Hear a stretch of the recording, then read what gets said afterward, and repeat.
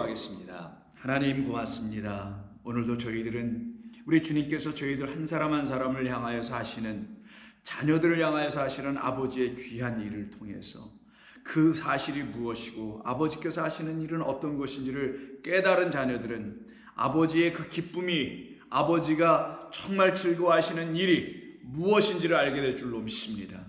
마치 이삭이 그 자녀들 중에 야곱을 통해서 정말 그가 가져온 별미가 그 아버지를 즐겁게 했던 것처럼 우리도 우리 아버지께서 원하시는 그것이 무엇인지를 알 때 그것을 다시 돌려드리는 그 일로 인하여 아버지의 기쁨과 우리의 기쁨이 다 같이 하나가 되는 역사가 저희들 모두 가운데 일어나게 하여 주시옵소서. 오늘도 주시는 말씀 가운데서 이 귀하고 복된 진리를 다 함께 깨달아가기를 원하오며 예수님의 이름으로 기도드립니다. 아멘. 말씀 나눕니다. 어제와 같은 본문인 누가복음 1장 26절 이하 38절입니다. 누가복음 1장 26절 이하 38절입니다. 함께 읽겠습니다. 여섯째 달에 천사 가브리엘이 하나님의 보내심을 받아 갈릴리 나사렛이란 동네에 가서 다윗의 자손 요셉이라 하는 사람과 약혼한 처녀에게 이르니 그 처녀의 이름은 마리아라. 그에게 들어가 은혜를 받은 자여 평안할지어다. 주께서 너와 함께 하시도다 하니 처녀가 그 말을 듣고 놀라 이런 인사가 어찌함인가 생각하며 천사가 이르되 마리아여 무서워하지 말라. 내가 하나님께 은혜를 입었느니라. 보라 내가 잉태하여 아들을 낳으리니 그 이름을 예수라 하라. 그가 큰 자가 되고 지극히 높으신 이의 아들이라 일컬어질 것이요 주 하나님께서 그 조상 다윗의 왕위를 그에게 주시리니 영원히 야곱의 집을 왕으로 다스릴 것이며 그 나라가 무궁하리라. 마리아가 천사에게 말하되 나는 남자를 알지 못하니 어찌 이런 일이 있으리이까. 천사가 대답하여 이르되 성령이 내게 임하시고 지극히 높으신 이의 능력이 너를 덮으시리니 이러므로 나실 바 거룩한 이는 하나님의 아들이라 일컬어지리라. 보라 내 친족 엘리사벳도 늙어서 아들을 배었느니라. 본래 임신하지 못한다고 알려지니가 이미 6달이 되었나니 대저 하나님의 모든 말씀은 능하지 못하심이 없느니라. 마리아가 이르되 주의 여종이오니 말씀대로 내게 이루어지이다 하매 천사가 떠나가니라. 아멘.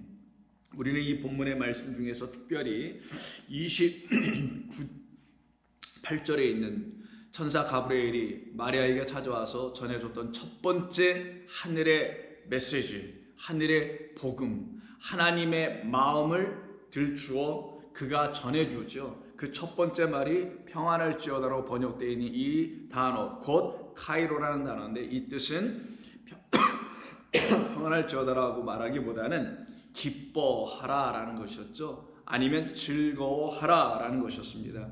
기뻐하고 즐거워하라라고 말씀하셨던 이유는 하나님께서 그를 향하여 갖고 계신 계획을 내가 다 이제 깨달아 알게 되고 그리고 너의 안에서 그 계획이 다 이루어지게 된 것을 내가 또 알게 되면 너는 그 아버지의 그 하신 일을 통하여 기뻐하게 될 거야. 그때 그 기뻐하고 있는 너를 보고 그 아버지인 하나님께서 너로 또한 기뻐하실 것이다. 내 자녀가 내가 아버지로서 한 모든 일이 무엇이었는지를 이제 내 자녀들이 알아주니 그 아버지인 하나님께서 어찌 기뻐하지 아니하시겠는가라는 말씀입니다. 그래서 우리는 어제 누가복음을 통해서 계속해서 우리 하나님 주님께서 비유로 말씀하신 잃은 양, 잃은 드라크마, 그리고 그 두 번째 아들, 그 이야기를 비유로 삼으셔서 우리에게 전해주셨다고 하셨던 것은 바로 우리가 하나님의 어린 양으로 이 땅에 보내심을 받고 오신 그리스도 예수를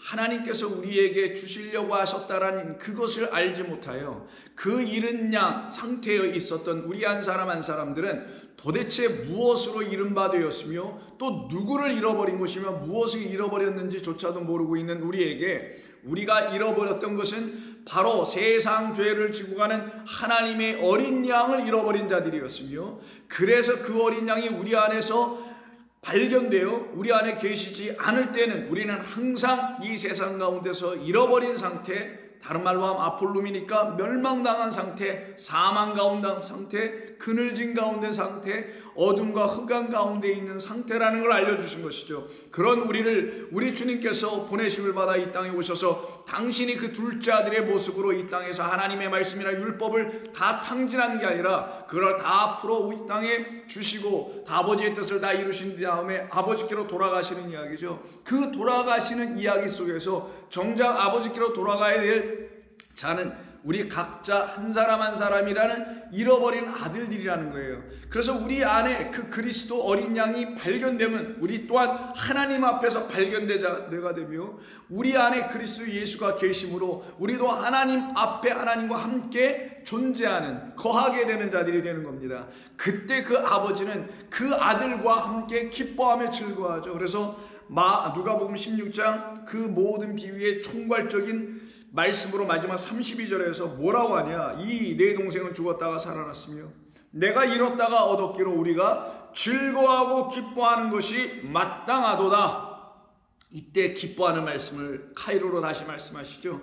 이렇게 기뻐하고 즐거워하며 하나님의 은혜 가운데서 부름을 받고 주님의 그 기뻐하심이 무엇인지, 아버지의 기쁨이라는 게 무엇인지를 피로써 이 구원의 은혜와 긍휼의 하나님의 역사하심을 통해서 깨달아 알게 된 모든 삭개와 같은 사람들은 또한 그 주님을 영접함으로 기뻐하게 되는 것이죠. 그러니 이들 모두는 자기들이 무언가를 하나님 아버지께 해드려서 그럼 아버지께서 이것을 놓고 기뻐하실 것이야 라고 하는 자들로서의 그 기뻐함을 하나님께 드리는 자들이 아니라 그게 바리새인들의 자기의 헌신, 자기의 열심에 근거하여 하나님을 기쁘시게 한번 해보겠다고 하여 율법을 겉의 것으로만 이해하고 그 껍데기 표면적인 유대인으로서의 삶에서 멈춰버린 거잖아요.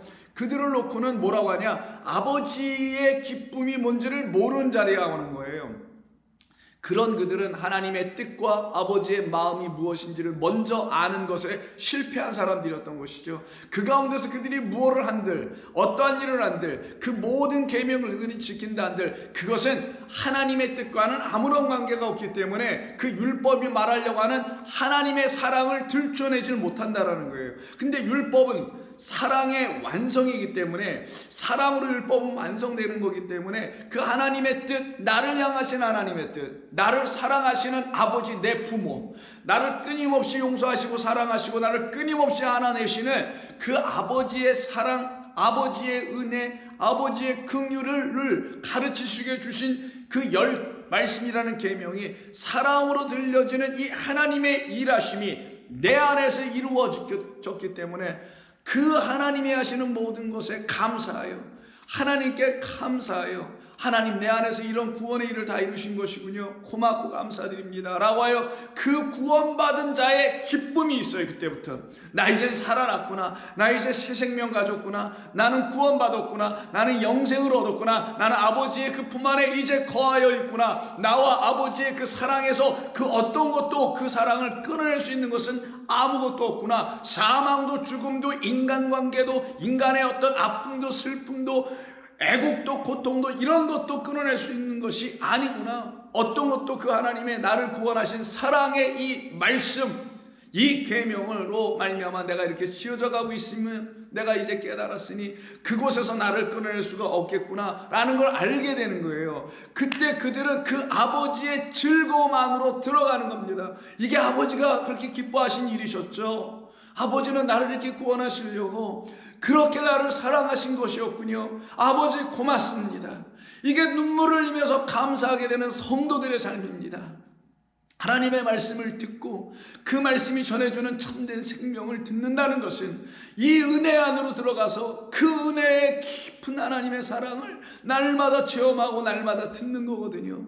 그런데 그 은혜의 말씀을 듣지 않고 사랑을 들었다고 할 수는 없는데도 불구하고 하나님의 말씀은 도외시하고 그 은혜를 가르치는 말씀을 도외시한 상태에서 나는 은혜를 알았다, 하나님의 사랑을 알았다고 한다면 이게 뭔가가 안 맞을 거 아니겠냐고요. 그런데도 사람들은 그 하나님의 은혜의 복음의 말씀은 끊임없이 들으려고 하지 않은 상태에서 하나님의 사랑을 이 세상에 전한다고 한다면 그들이 전하는 하나님의 사랑은 자기들의 사랑이겠죠. 사람들의 마음을 잠시 감동시키는, 일시적인 감동을 일으키게 하는, 그래서 사람들을 헛되이 만들게 하는 그런 것들이겠죠. 그들의 눈을 멀게 하고 그들의 귀를 닫게 하는, 마음은 점점 완고하게 해버리는, 어떤 측면에서 인간으로 생각한다면 사랑받았는데 왜 마음이 완고하겠어요? 누구를 가서 더 사랑하고 싶은 마음들이 생기겠죠. 그러나 하나님의 사랑을 모르는, 하나님의 마음을 모르는 그런 완고한 마음이라는 거예요. 그걸로 계속 지향하여 나갈 거라는 겁니다.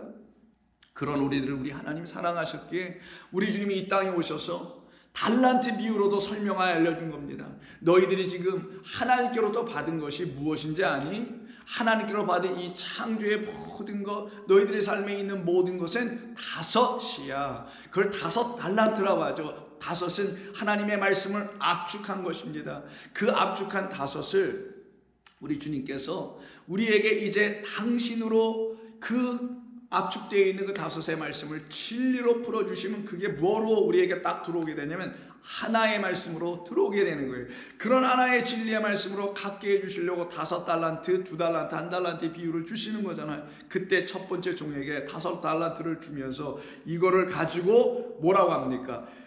마태복음 25장 15절 5절을 보면 각각 그 재능대로 한 사람에게는 금 5달란트를, 한 사람에게는 2달란트를, 한 사람에게는 1달란트를 주고 떠났더니 5달란트 받은 자는 바로 가서 그것으로 장사하여 또 5달란트를 남겼다고 하죠. 그리고 결산할 때가 와가지고 먼저 5달란트를 받은 사람서부터 결산하는 이야기가 20절입니다. 5달란트 받았던 자는 5달란트를 더 가지고 와서 이르되 주인이여 내게 5달란트를 주셨는데 나는 이제 이 5달란트를 왜 주셨는지를 알았습니다 라고 하여 보소서. 당신이 나에게 주신 5달란트는 이 5 말씀이라는 성경은, 이 5 말씀으로 지어진 창조의 모든 것은, 또한 5 하나님의 진리의 말씀으로 지어진 나는, 이게 연속되면 2 말씀으로 지어진 이 하나님의 말씀, 2 말씀으로 지어진 하나님의 창조의 세계, 2 말씀으로 지어진 나는 똑같은 거예요. 마지막 하나는 하나의 말씀으로 우리에게 주신 이 성경 66권 진리의 말씀, 그리고 하나로 지으신, 당신 한 분으로 지어진 온 세상 진리로 지어져 진리를 드러내기 위한 목적으로 지어놓으신 이 모든 것, 그리고 그 진리 하나로 나를 지으셔서 나와 당신이 하나라는 사실을 알게 해주시려고 이렇게 5, 2, 하나로 내게 이제 주신 것을 5달란트 받은 자도 알고 2달란트 받은 자도 다 깨닫는 거예요. 그때 20절에서 그가 말하기를 보소서 내가 5달란트를 남겼나이다 라고 하네요. 이 5달란트는 보이는 것은 이런 보이지 않는 당신이라는 5을, 보이지 않는 당신이라는 2를, 보이지 않는 영원하신 당신이라는 그 하나를, 한 분을 내게 주시려고 하신 거였군요. 내가 이제 깨달았습니다. 어떻게? 당신이 5달란트를 주셨기 때문에 깨달았습니다. 2달란트 주셔서 알게 됐습니다 라는 거죠. 주시지도 않았는데 어떻게 깨달을 거예요? 그래서 일은 누가 하시는 거냐? 주시는 주체자이신 하나님께서 하셨다라는 거예요. 당신이 나에게 이 말씀을 주시고 이 말씀을 이제는 나로 깨닫는 게 아니라 진리의 영, 약속하신 영, 약속대로 그 말씀을 깨달아 가게 하시는 진리의 성령의 강권적인 깨우침과 도우심과 그리고 책망하심을 통하여 내가 이걸 알아가게 되어 이제 보소서 나에게 남은 것은 할례받은 내 몸, 할례받은 내 마음 안에 하나님께서 다시 그 신비에 써주신 진리의 5 말씀이요 2 말씀이요 하나의 말씀입니다. 율법이 정리되면은 10에서 5이요 5에서 2 하나님 사랑 이웃 사랑이요 그리고는 그 모든 것은 율법을 완성한 그리스도 예수 안에서 이루어진 하나님의 사랑입니다 라고 자기 자신 안에 이루어진 하나님의 사랑의 이야기를 이렇게 다시 돌려드리는 거예요. 그런데 자기 자신 안에서 이루어진 이 하나님의 사랑으로 하나님 앞에 나아가지 못하고 목사의 설교를 이렇게 들었어요. 이렇게 이런 말씀 이런 뜻입니다라고 들었어. 그리고 그 말로만 나가. 그건 지식에 머무르는 거예요. 그러면 거기는 큰 함정에 빠지게 되는 겁니다.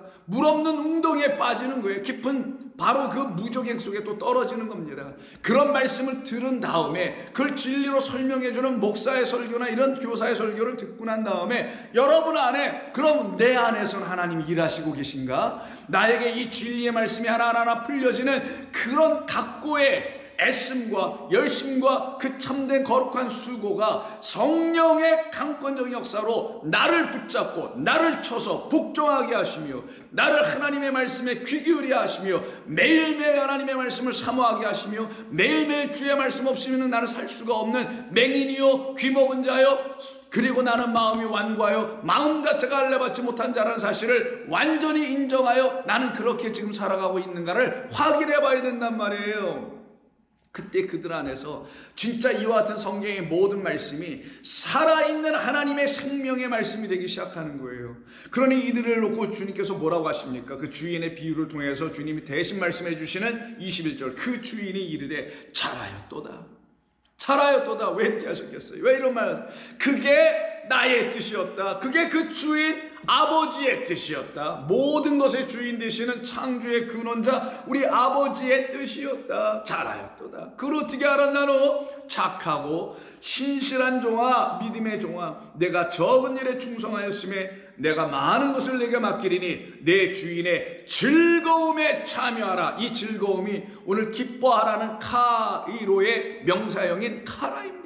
그 기쁨에 참여하라. 2달란트 받은 자도 똑같이 보소서 내가 2달란트를 남겼나이다. 23절에서 그 주인이 똑같이 말해줍니다. 내 주인의 그 기쁨, 그 즐거움 안에 참여할지어다.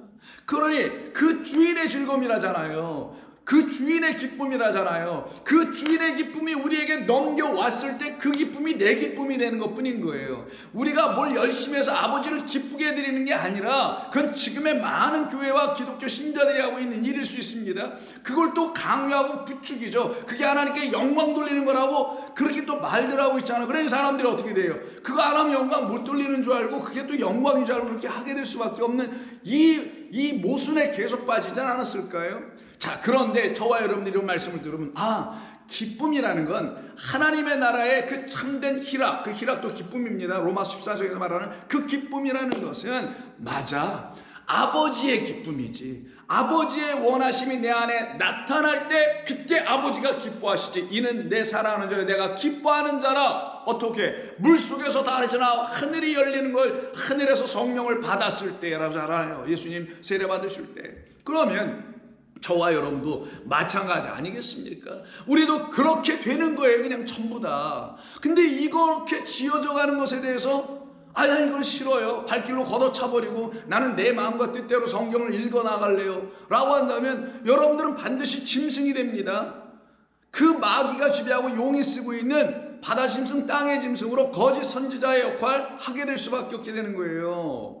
이거는 누구나 할 것 없이 이 땅에 태어난 자는 그 과정을 다 겪은 거예요. 그래서 우리는 누구를 정죄하지 않습니다. 문제는 안타까울 뿐이에요. 그렇게 깨달은 자들의 우리 앞에 믿음의 선진들이 있었을 거 아니에요. 그래 거기서 이 2달란트, 5달란트, 2달란트를 받고 이렇게 나와서 이거였군요 라고 그렇게 말해주는 믿음의 선진, 하늘의 구름 같은 백성들이 있을 거 아닙니까? 말씀된 종들이. 그들이 와서 말해줄 때 거기에 순종하고 그래요 맞아요 라고 하면 그 복음의 햇불이 이들에게 바톤으로 넘겨지게 된단 말이에요. 그럼 그들이 그걸 들고 또 뛰는 거예요. 그걸 받을 자들에게 전해주는 겁니다. 근데 우리는 가서 그걸 전해주려고 하는데 안 받아. 근데 하나님은요 반드시 받을 자를 예배해 놓으셨습니다. 할렐루야. 그래서 저와 여러분들이 그 바톤을 받은 자들이 된 거예요 지금. 그럼 이걸로 인하여 우리가 확신할 수 있는 게 있잖아요. 증거가 있지 않습니까? 복음은 이렇게 믿음의 선진들, 하나님 그 목격자서부터 그리스도라는 그 말씀의 일꾼부터 시작하여 그가 전해주신 이 복음을 이렇게 들고 계속 전해주는 거구나. 이거를 받아들이고 경험하는 모든 사람들을 놓고 신실한 종들이다, 착한 종들이다, 내 주인의 즐거움과 그 기쁨 안에 들어와라. 그러니 그들에게 기뻐하라. 주를 찬양할 수밖에 없죠. 그때 참된 찬양, 영광, 예배, 온전한 영과 진리 안에서의 예배, 감사, 기쁨이 이들에게 샘솟듯 하는 거예요. 그들을 놓고 세상이 주는 기쁨으로 만족이 안 된다는 걸 얘기하는 거예요. 그래서 세상이 주는 것은 기쁨도 아니요, 오히려 우리를 비틀거리게 만드는, 술 취한 자게 만들죠. 말씀이 없어서 비틀거린다 하잖아요. 그때 말씀이 없어서 비틀거리는데 그 말씀은 성령의 술이라는 말씀을 말하는 거예요. 그 술에 취하지 아니하고 음료가 주는 거짓된 그 은잔의 그 포도주를 마시고 거기에 취한 자들이 바로 말씀이 없어서 비틀거리며 취한 자들이라고 하는 겁니다. 그 상태에 있었던 저와 여러분 모두를 우리 하나님이 어떻게 하신다고요? 사랑하셔서 복음의 바톤들을 갖다 이렇게 넘겨주신 거예요. 이게 얼마나 감사한 일입니까, 여러분? 이게 얼마나 복된 일이냐고요. 세상에 이거보다 더 복된 일이 있으면 한번 얘기 한번 해보자고요. 아니, 어떤 세상 종교에서 한번 얘기하는 거 들어보자고요. 저는 못 발견했습니다. 아무리 누가 얘기해도 뭐 그럴싸는 해요. 노자의 도덕경도 화엄경도 어떤 것도 그럴싸는 해. 그러나 내 영혼의 참된 기쁨이라는 하나님의 나라는 먹고 마시는 것이 아니요 평강과 희락과 이런 말씀이 있죠. 그때 희락이 있죠. 그 희락, 그 쉼과 희락, 안식, 평강, 희락, 그 희락이 기쁨이란 단어란 말이에요. 이걸 누가 주냐고요. 누가 그 안식, 쉼을 주냐고요. 누가 우리 마음에 세상으로부터 완전히 디태치, 떨어져 버리는, 그래서 평안해지는 이런 쉼을 누가 줄 거냐고요. 오직 창조하신 하나님 외에 누가 주실 거냐고요. 그래서 요한복음 15장에서 우리 주님께서 아버지는 농부요, 아버지 일하신다라는 거예요. 누구? 나를. 그래서 나는 아버지가 가꾸시고 심으신 참 포도나무, 곧 진리, 알레드리오스니까 진리의 포도나무다. 그럼 아버지는 이 진리의 포도나무를 가꾸셔서 진리의 열매, 진리라는 것을 열매로 우리에게 주시려고 하시는, 일하시는 분이다. 그 아버지가 일을 하셔서 이 진리의 나무인 그리스도 예수로 말미암아 생명의 말씀 우리에게 주시는 것을 받아들이는 자들을 놓고 아버지가 얼마나 기뻐하시겠느냐. 그 아버지의 기뻐함이 여러분 안에 있게 하시려고 일하시는 성령의 은총을 여러분이 받으시고 구하시고 그 성령의 도움 가운데서 이 아버지의 일이 뭔지를 깨달아 가야 되겠죠. 그들 안에는 어떤 일이 벌어지냐. 5달란트, 2달란트라는 그 하나님의 모든 계명이 이제 사랑으로 다 들려지기 시작하는 거예요. 날 구원하시려고 하시는 하나님의 진리의 말씀으로 깨닫는 것, 진리의 말씀으로 들려지는 게 사랑이에요. 진리의 말씀으로, 은혜의 말씀으로 들려지지도 않는데 무슨 사랑이다라고 하면 안 되는 거예요. 이건 아예 하지 말자니까요, 그런 얘기를. 그것이 내 안에서 이루어질 때까지는 그런 말을 쓰면 안 되는 거예요. 그런 말을 쓰게 되면 자꾸만 자기 자신이 그런 말의 반복, 세뇌, 매너리즘에 빠져가지고 자기가 마치 그 사랑을 아는 자처럼, 사랑받은 자처럼 흉내를 내는 종교인이 될 수 있단 말이에요. 모르면 모른다, 아니면 안 됐다, 나는 되어가는 중이다. 명확하게 자기 자신의 영혼을 들여다보게 하시는 하나님의 렌즈로 이 땅에 보내심을 받으신 그리스도 예수라는 그리스도의 영으로 딱 나의 영혼을 들여다볼 때, 그 렌즈로 이렇게 들여볼 때 확대될 거 아니에요. 온갖 것이 다 보일 거 아닙니까? 거기서 뭐는 취하고 뭐는 버릴 거냐고 아니죠. 여러분이 진솔하게 하나님 앞에 고백하면 되는 것 뿐이에요. 그때 그들을 하나님께서 불러내는 겁니다. 너 내 것이야. 이제 너 안에서 내가 일을 할 거야. 내가 너 안에 참 포도나무인 그리스도를 내가 심을 거야. 아멘. 이렇게 심어져야만이 그 아버지가 일을 하시는 거예요. 우리가 하나님을 향하여 뭔가 일을 하는 게 아니라 하나님께서 우리를 향하여 일하셨다는 걸 알아야 된다. 이걸 하나님의 열심이라고 하는 거예요. 이건 구약이나 신약이나 할 것 없이 하나님이 계속 우리에게 증거해 주신 거 아니겠습니까? 그래서 15장 2절 물은 내게 붙어있어 열매를 맺지 아니하는 가지는 아버지께서 제거해 버리시나 물은 열매를 맺는 가지는 더 맺을 수 있도록 그것을 깨끗하게, 그리스도의 말씀을 더 깨끗한 거룩한 알아듣는 진리의 생명의 은혜의 맞아라고 고백하게 되는 그런 말씀으로 너 주시리라. 그러니 그렇게 들은 너희들은 5달란트 2달란트 받은 너희들은, 그래서 그것이 다 5도, 둘이요 둘도 5이요 둘도 하나요 5도 하나요 모든 게 하나로 들려진 너희들은 이미 내가 일러준 말로 깨끗하여 졌느니라. 7절 그러므로 너희가 깨끗해진 것은 너희에게 준 내 말이 너희 안에 있기 때문이야. 우리 안에서 하나님의 말씀은 영이요 생명이니, 생명력 있는 말씀, 생명은 죽어있는 게 아니니 생명은 살아있는 것이니 움직이고 꿈틀거리고 뭔가를 할 거 아니겠어요. 자기 복제를 하든 뭘 할 거 아니겠냐요. 그래서 너희 안에 우리 주님 뭐라고 하시냐? 7절. 너희가 내 안에 거하고 내 말 레마여 있다는, 레마가 너희 안에 거하면 무엇이든지 원하는 대로 구하라. 그리하면 이루리라. 레마의 말을 구하라는 거예요. 아무런 말 구하는 게 아니라 로고스라는 보이는 세상의 말, 세상의 것, 자기의 소원, 이런 것 구하는 그런 초보적인 다른 모든 종교가 다 하고 있는, 그래서 싹싹싹 빌기나 하는 이런 거 하라는 게 아니라 레마를 주셨으니 레마가 인도하는 진리를 구하라. 그럼 내가 다 줄게.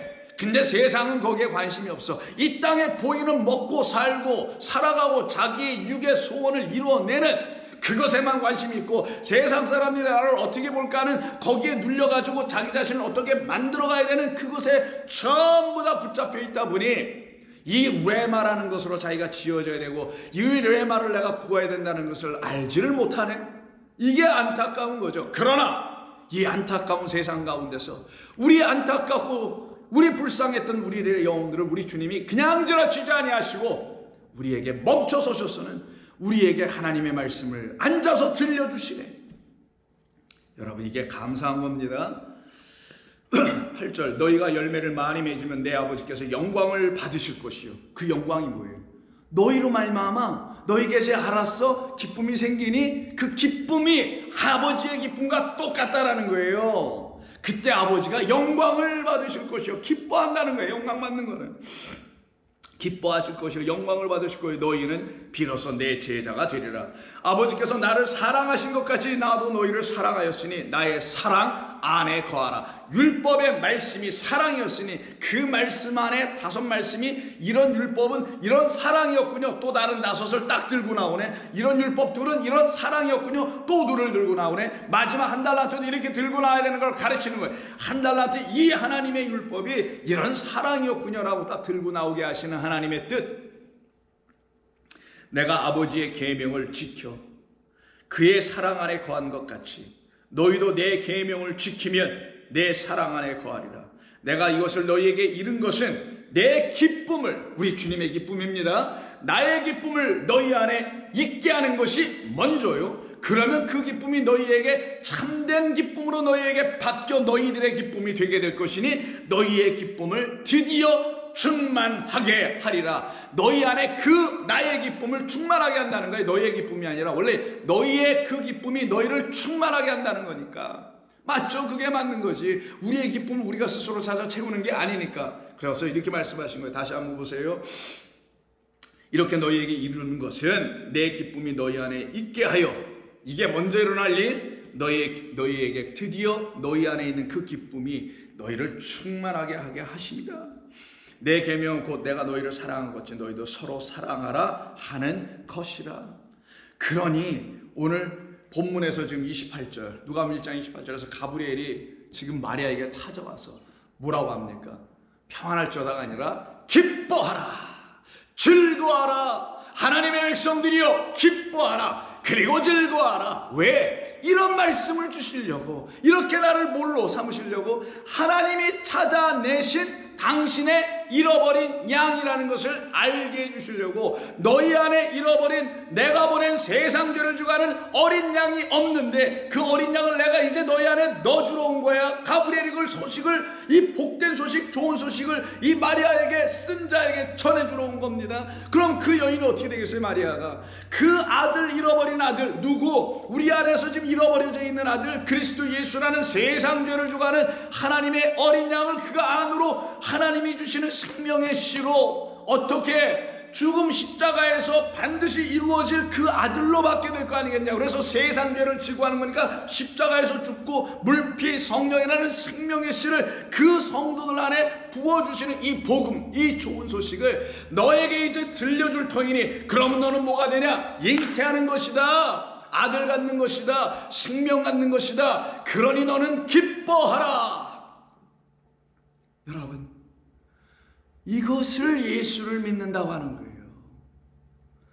이런 역사가 저와 여러분 가운데 있어야 우리가 비로소 예수를 믿는 거예요. 진짜 그 예수를 우리 안에 발견하여 그 참된 포도나무 진리의 나무를 우리 안에 다시 심어주시려고 하시는 농부 되신 아버지의 일하심을 천사 가브리엘이 와서 마리아에게 전해준 거예요. 어느 날 갑자기, 어느 날 예상치 않은 어느 날 여러분 안에 하나님의 성령이 여러분을 감동케 하여 하나님의 진리의 말씀을 깨닫게 하는 것과 같은 겁니다. 그때 여러분 안에 이 진리의 나무 포도나무가 심겨질 뿐만 아니라 진리의 생명이신 그리스도 예수를 여러분들도 마리아처럼 잉태하게 되는 거예요. 그런데 마리아가 이 기뻐하라라는 이 좋은 소식을 전해주는 이야기 속에서 깜짝 놀랐어요. 아니 왜 뜬금없이 나에게 기뻐하라고 하면 내가 무슨 은혜를 받은 자라고 하면 너와 함께 하나님 함께 하신다고 말씀하는 건가요? 라고 29절에서 이렇게 반응을 해요. 처녀가 그 말을 듣고 놀라 이런 인사가 어찌함인가? 왜 이렇게 놀랐을까요? 키는 있잖아. 29절에 이가 누구였다고요? 아줌마? 결혼한 사람? 아니죠. 남편이 있는 자? 아니죠. 약혼한 자만 있어. 약혼한 자는 결혼한 자가 아니죠. 마치 수가성 우물가에서 야고보면에서 예수님을 그 물 달라는 그 대화 속에서 만난 그 여자도 5 남편하고 살았지만 지금 6번째 있는 남편은 남편이 아니라고 얘기하지 않습니까? 마찬가지예요. 지금 같이 있는 요셉이라는 이 마리아의 약혼자는 남편이 아니야지. 진짜 남편은 누구다? 하나님이시다. 내가 너희에게 장가들고 장가들러 가겠다라고 하시는 하나님께서 이미 호세아서를 통해서 약속해 주신 그 장가들러 오시는 하나님 여호와라는 그 영이 이 마리아라는 우리들 모두를 향하여 남편 되시겠다, 씨를 주시겠다고 하는 것이잖아요. 그런데 이 말씀이 이 얘기는 어떻게 돼요? 놀랄 수밖에 없죠. 왜? 처녀니까. 처녀가 어떻게 아기를 가져요? 어떻게 애를 임신할 수 있냐고요. 불가능한 것뿐만 아니라 됐다면 그거 큰일 나는 거기도 하잖아요. 어디 가서 말도 못하는 거잖아요. 왜? 일단 믿지도 못하고 믿는다 하더라도 자기는 또 어떻게 되겠냐고요. 창피한 걸 넘어서 이 유대사회에서는 돌에 맞아 죽는 건데. 그래서 그 밑에 34절에서 마리아가 천사에게 말하되 나는 남자를 알지 못하니 어찌 이 일이 있으리까? 그럼 이 말은 뭐예요? 두렵고 떨리고 근심하는 거잖아요. 왜 마리아를 통하여 두렵고 떨리고 근심하고 걱정하는 이야기로 끌고 가도록 이렇게 하나님께서는 당신의 백성들을 모두를 이렇게 근심하고 걱정하고 불안한 어떤 모양 하나님의 아들을 잉태하면 모두가 이렇게 된다는 것을 근심하고 염두하고 걱정하게 된다는 것을 왜 이 마리아를 통해서 말하게 하신 이유가 무엇이었을까? 왜 마리아가 왜 처녀라는 사람으로 하나님은 택하셔서 마리아를 처녀로 택하셔서 왜 이렇게 그로 하여금 고민하게 만들고 근심하게 만드셨을까? 차라리 사가랴 이야기처럼 이미 결혼했으나 나이 많은데도 불구하고 하나님의 은혜로 아들 딱 받았다고 하면 그런 이야기는 다 있잖아요. 아브라함도 있고 뭐 이삭도 있고 다 있지 않습니까? 한나도 있고 사가랴 엘리사벳도 있고. 왠데 하나님은 그렇게 하지 아니하시고 마리아 예수를 잉태하는 하나님의 아들을 잉태하는 이야기 속에서는 처녀라는 것을 사용하여 왜 그 여인으로 하여금 근심하고 걱정하고 두렵게 만드는 이유가 무엇이었을까? 이유는 딱 하나. 그는 세상의 인간을 잉태한 것이 아니요 그냥 사람들이 육으로 낳는 그런 아들, 딸 그런 존재를 잉태한 것이 아니라 누구를 잉태했다고 합니까? 보라 내가 잉태하여 아들을 낳으리니 31절 그 이름을 예수라 하라. 그가 큰 자가 되고 지극히 높으신 이의 아들이라. 하나님의 아들을 하나님의 아들을 잉태했기 때문에 근심하는 거예요. 왜? 하나님의 아들을 잉태했다고 한번 생각해봐요. 그럼 그 마리아가 나 하나님의 아들을 잉태했어요 막 나가서 얘기해. 누가 믿어줄 거예요 이거를? 미쳤다고 하겠지. 정신 나갔다고. 아니면 돌에 유대 율법으로 돌에 맞아 죽는 거죠. 나가서 얘기하는 그 순간. 근데 언제 돌에 맞지 않느냐? 다 숨겨져 있다가 아들을 딱 낳는데 그가 진짜 하나님의 아들이라는 것을 확인할 때는 그는 돌에 맞아 죽지 아니하고 그렇게 율법의 돌에 정죄당하고 맞아 죽어야 될 우리 모든 인간, 마리아 자신을 포함한 모든 인간들이 이와 같이 하나님의 아들을 낳으면 그 하나님의 아들이 우리에게 생명의 반석이 되어 우리를 오히려 살려내는 생명의 물을 그 몸 반석을 깨뜨려 내어주시는 아들 되었다는 것을 알게 되는 그날에 이 마리아가 갖고 있던 모든 근심은 딱 끝이 나게 되는 거예요. 그럼 그 근심에 대한 이야기, 이 마리아에게 참된 기쁨을 주기 위해서 기쁨을 선포해놨지만 근심이 중간에 끼죠. 그 근심의 일이 모두 끝나면 다시 기쁨이 오게 되는데, 이 과정이 성도들에게 있어서는, 저와 여러분에게 있어서는 그리스도 예수를 영접함과 그를 하나님의 아들로 잉태하는 것과 그를 하나님의 아들로 그리스도를 해산하여 낳는 이 모든 것과 어떤 관계가 있는 것이며, 이것은 우리의 신앙과는 무슨 관계가 있는지는 내일 또한 계속해서 말씀을 깊이 삼가하며 나누도록 하겠습니다. 기도합니다. 하나님 고맙습니다. 오늘도 저희들에게 주신 귀하고 복된 말씀을 통해서 우리 하나님의 선하심과 인도하심을 날마다 깨달아 순종하며, 즉 그 말씀을 들으며 그 말씀 앞에 무릎 꿇으며 그 말씀 아니면 내가 설 길이 없음을 날마다 작은 것에서 큰 거 이르기까지 깨닫게 해 주시는 줄로 믿습니다. 우리 하나님의 크신 은혜가 이 말씀을 함께 듣고 나누며 성령 안에 거하길 원하는 종들 위에 역사하실 줄로 믿고 우리 주님 예수님의 이름으로 기도하옵나이다. 아멘.